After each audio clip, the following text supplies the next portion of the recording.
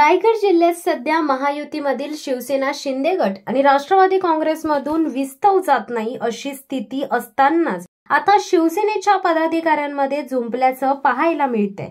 राष्ट्रवादीचे खासदार सुनील तटकरे यांच्यावर पक्ष फोडाफोडीचा आरोप करताना शिवसेना जिल्हा प्रमुख प्रमोद घोसाळकर यांनी आपल्याच पक्षाचे पदाधिकारी आणि नगरसेवकांवर संशय व्यक्त केलाय।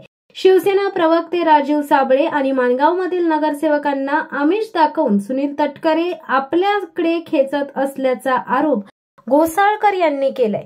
यावर शिवसेनेचे प्रवक्ते राजीव साबळे चांगले संतापलेत। घोसाळकर राष्ट्रवादीत गेले होते, त्यामुळे पैसा देतात की नाही हे त्यांना माहीत असेल। आम्हाला कुणीही आमिष दाखवण्याचा प्रश्न येतच नाही। घोसाळकर यांचे आरोप बिनबुडाचे असून त्यांना कायदेशीर नोटीस बजावणार असल्याचं देखील त्यांनी सांगितलंय। ज्या सुनील तटकरेंना खासदार म्हणून निवडून आणण्यासाठी शिवसैनिकांनी अहोरात्र मेहनत घेतली, ते सुनील तटकरे शिवसेनेच्या पाठीत खंजीर खुपसून या ठिकाणी शिवसेना फोडाफोडीचं राजकारण करत आहेत।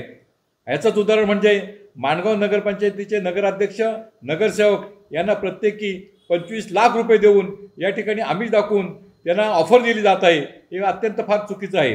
त्याचबरोबर CSR फंडाचा राजकारणासाठी गैरवापर करून या ठिकाणी आमचे प्रवक्ते राजू साबळे यांच्या शाळेला 10 कोटी रुपयाचा निधी देण्याचा आमिष दाखवून या ठिकाणी वेगवेगळ्या प्रकारचा आमिष दाखवून त्या ठिकाणी पक्षप्रवेश करू इच्छित आहेत।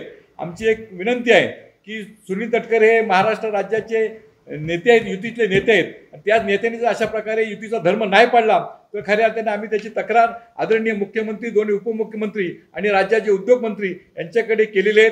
मला कल्पना आहे की महाराष्ट्राचे मुख्यमंत्री अत्यंत पारदर्शक आहेत आणि अत्यंत संवेदनशील आहेत। ते नक्की त्या पद्धत दखल घेतील आणि योग्य ती संमती असा मला आत्मविश्वास आहे।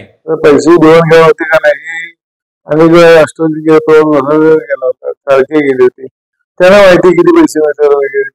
आम्हाला पैशाचा संबंधच नाही। आम्हाला कधी पैसे होते ते नाव पण नावाचं कधी ऐकलं नसेल। पैसे घ्यायचे तेव्हा पैसे घ्यायचा विषय आम्ही 2 वर्षाला काय दिवशी नोटीसवर द्या।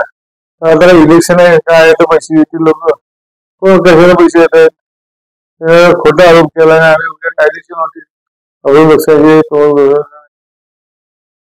शिवसत्ता टाइम्ससाठी दीपक दबके, माणगाव। दे धडक बेधडक वृत्त देणाऱ्या आपल्या शिवसत्ता टाइम्स न्यूज चॅनलला लाल बटन दाबून सबस्क्राईब करा आणि बेल आयकॉनला क्लिक करायला विसरू नका।